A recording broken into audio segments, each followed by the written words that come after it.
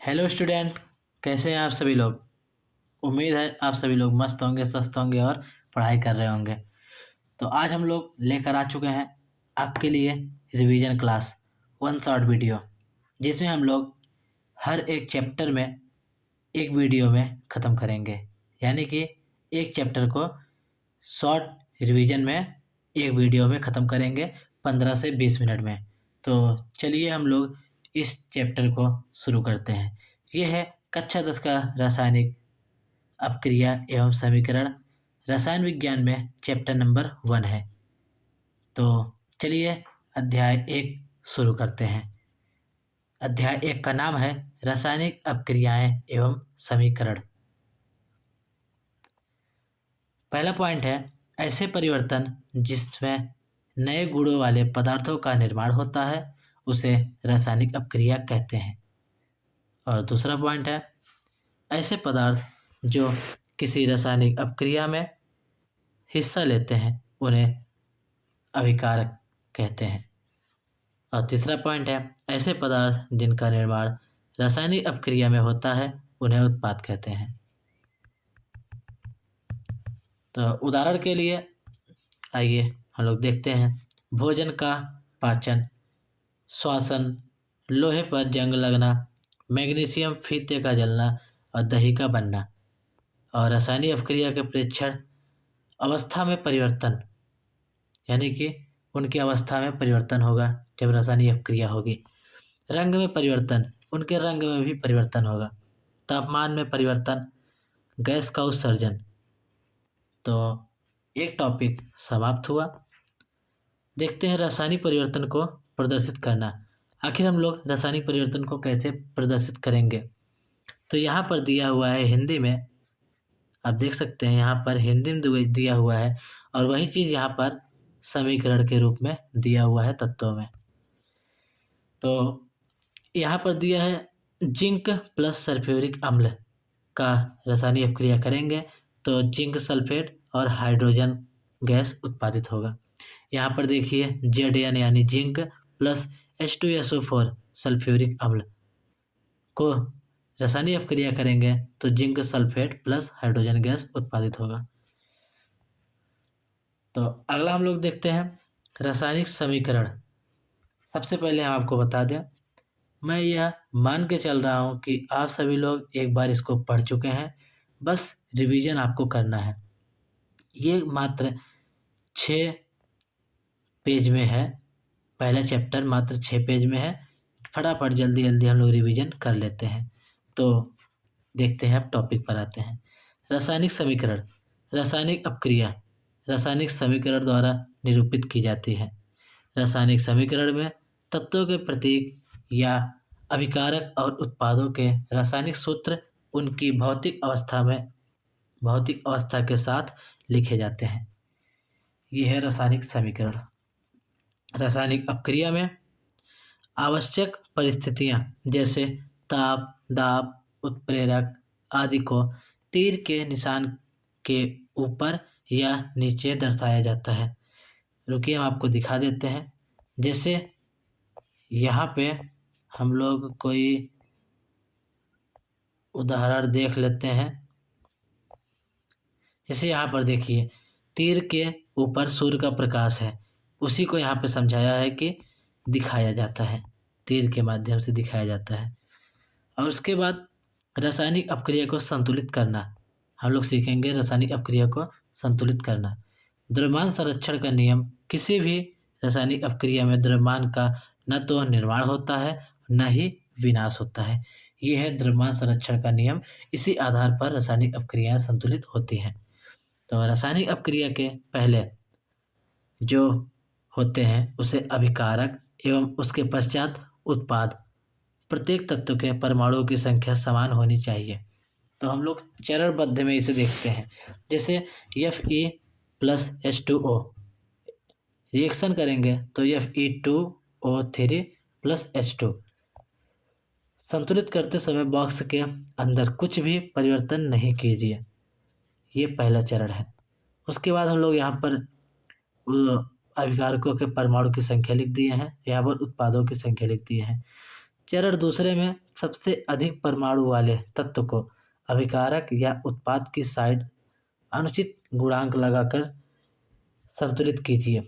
यानी कि इसमें मोटा मोटा यही बोला है कि जितने तत्व इधर हैं उतने तत्व उधर होने चाहिए। यानी कि जैसे यहाँ पर देखिए संतुलित फाइनल देख लेते हैं, Fe plus H2O Fe3O4 plus H2 है, तो इसको संतुलित करना है। जैसे Fe रिएक्शन के पहले Fe कितना है और रिएक्शन के बाद Fe3, तो Fe अगर 3 बार है तो यहाँ से हम लोग यहाँ पर देखिए हम लोग इसमें गुणा किए हैं 3 से। इधर देखिए H2 2 बार है, इधर भी H2 2 बार था, लेकिन यहाँ पर O 4 बार है, इसीलिए यहाँ पर हमको 4 से गुणा करना पड़ा ताकि इधर दोनों बराबर हो सके। तो आप समझ सकते हैं क्योंकि आप इसे पढ़ चुके हैं, तो यहाँ पर समय नहीं गवाएंगे, आगे चलेंगे हम लोग। ऐसे ही करना है। और यहाँ पर तत्वों को उनके भौतिक अवस्था में लिखे हैं, जैसे ठोस होता है सॉलिड, द्रव होता है लिक्विड, गैस होता है गैस, जलीय विलयन होता है एक्यू। इसी तरह हम लोग अब अगला देखते हैं रासायनिक अपक्रिया के प्रकार। रासायनिक अपक्रिया के प्रकार, इसको थोड़ा छोटा कर लेते हैं। रासायनिक अपक्रिया के प्रकार, पहला है संयोजन अपक्रिया। पहला क्या है? संयोजन अपक्रिया। तो इसमें दिया हुआ है, इस अपक्रिया में 2 या 2 से अधिक अभिकारक मिलकर एक एकल उत्पाद बनाते हैं। जैसे A + B = C। इसे इक्वल नहीं कहेंगे, रिएक्शन दैट होगा C हो जाएगा। जैसे कोयले का दहन, कार्बन C ये है सॉलिड में, प्लस ऑक्सीजन उपस्थिति में दहन हो रहा है गैस में, तो ये बन जाएगा CO2। क्या बन जाएगा? CO2, कार्बन डाइऑक्साइड निकलेगा। ठीक है, अब हम लोग आगे चलते हैं। ऐसे ही बहुत सारे उदाहरण हैं। अगला हम लोग अपक्रिया देखते हैं। अभी हमने देखा संयोजन अपक्रिया, अब हम लोग देखते हैं ऊष्माक्षेपी अपक्रिया। जिन अपक्रियाओं में उत्पाद के निर्माण के साथ साथ ऊष्मा का भी उत्सर्जन होता है। उत्सर्जन यानी कि ऊष्मा भी बाहर निकलती है। जैसे प्राकृतिक गैस का दहन, CH4 + O2, रिएक्शन करेंगे तो CO2 निकलेगा गैस, प्लस H2O जल निकलेगा, वो भी गैसीय अवस्था में, प्लस ऊष्मा का भी उत्सर्जन इसमें होगा। और आगे देखते हैं वियोजन अपक्रिया। इस अपक्रिया में एकल अभिकारक टूटकर 2 या उससे अधिक उत्पाद बनाते हैं। यानी कि A टूटेगा B + C में। जैसे उदाहरण यहाँ पे नहीं दिए, हम आपको समझाते हैं। उदाहरण जैसे कि मान चलिए H2O का जब रिएक्शन होगा तो हो जाएगा H2 + O2। ठीक है, तो दूसरा है ऊष्मीय वियोजन। ऊष्मा द्वारा किया गया वियोजन ऊष्मीय वियोजन कहलाता है। यहाँ पर देखिए उदाहरण भी दिया हुआ है। उदाहरण में फेरस सल्फेट है और इधर फेरिक ऑक्साइड निकला हुआ है भूरा रंग का।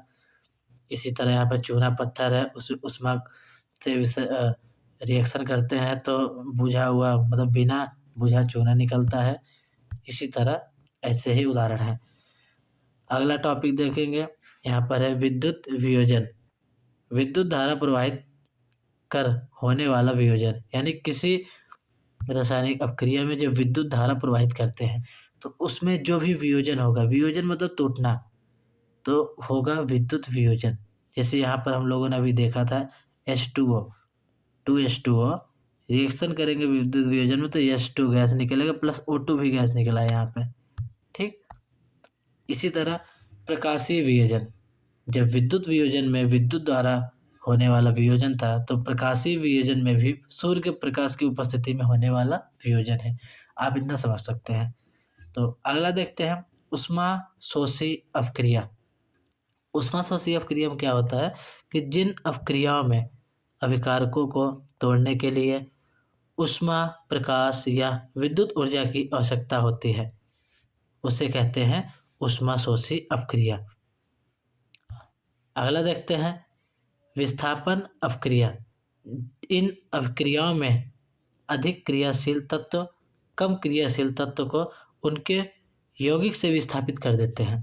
जैसे समझिए, विस्थापन का मतलब ये है कि कोई तत्व किसी दूसरे यौगिक में से उसके तत्व को विस्थापित कर दें। समझिए, एफ इस CuSO4 है, इसका रिएक्शन करवाएं तो Cu को विस्थापित कर दिया कौन, Fe, यानी कि Fe स्ट्रांग है, Cu कमजोर है, तो Fe SO4 हो गया प्लस कॉपर बाहर निकल गया। इसी को कहते हैं विस्थापन अपक्रिया।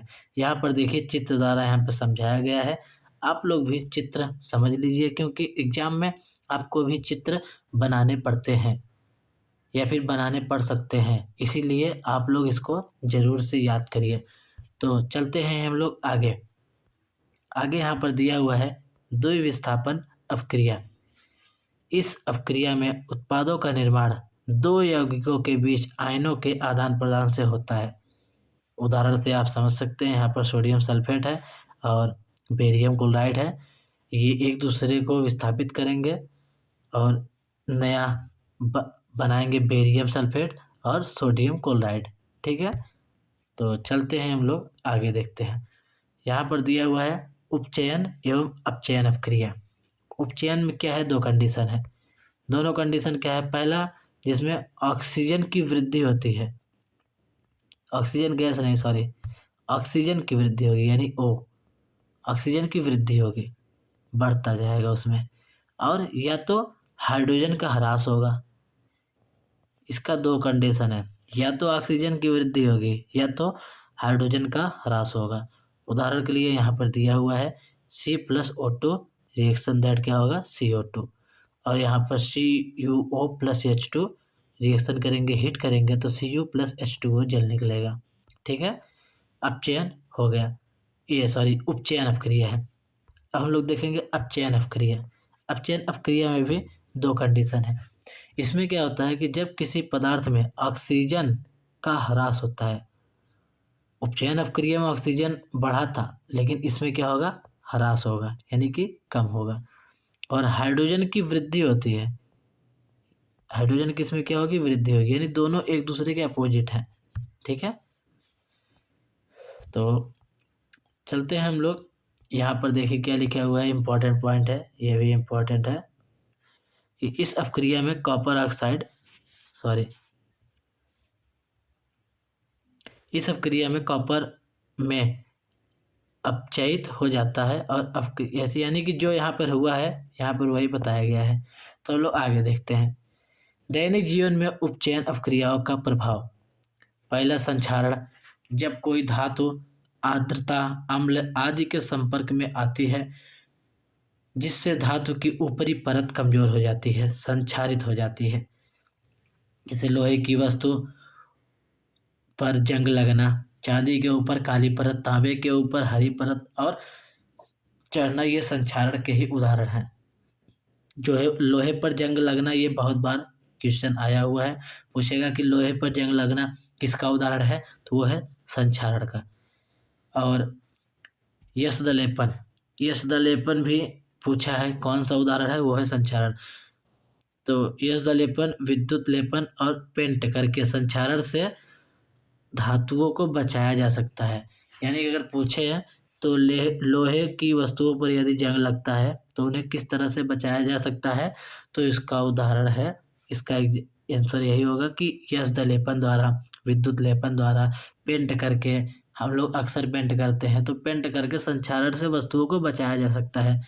ठीक है, हाँ, तो आगे चलते हैं। विकृत गंधिता, वसायुक्त और तैलीय खाद्य सामग्री वायु के संपर्क में आने पर उपचयित हो जाते हैं जिससे उनके स्वाद और गंध में परिवर्तन हो जाता है। इसे विकृत गंधिता कहते हैं। क्या कहते हैं, विकृत गंधिता कहते हैं।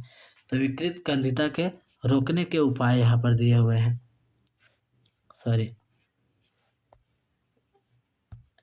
तो फिर से चलते हैं, पढ़ते हैं।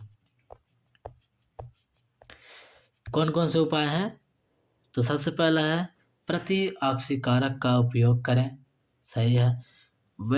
वायुरोधी बर्तन में खाद्य सामग्री रखकर इसका उपचार किया जा सकता है, रोकने का उपाय किया जा सकता है, वायु के स्थान पर नाइट्रोजन गैस द्वारा और शीतलन द्वारा। ठीक है, आगे हम लोग देखते हैं। तो पहले चैप्टर में इतना ही था। हमारा पहला चैप्टर यहाँ पे समाप्त हो जाता है। रासायनिक अपक्रिया और समीकरण समाप्त हो गया है। पहले चैप्टर में इतना ही था इम्पॉर्टेंट। इसे कहते हैं नोट्स। ऐसे ही नोट्स आप भी बनाएं। मैं इसका PDF अपने टेलीग्राम चैनल पर अपलोड कर दूंगा, आप वहाँ से डाउनलोड करें और अच्छे से रिवीजन करें।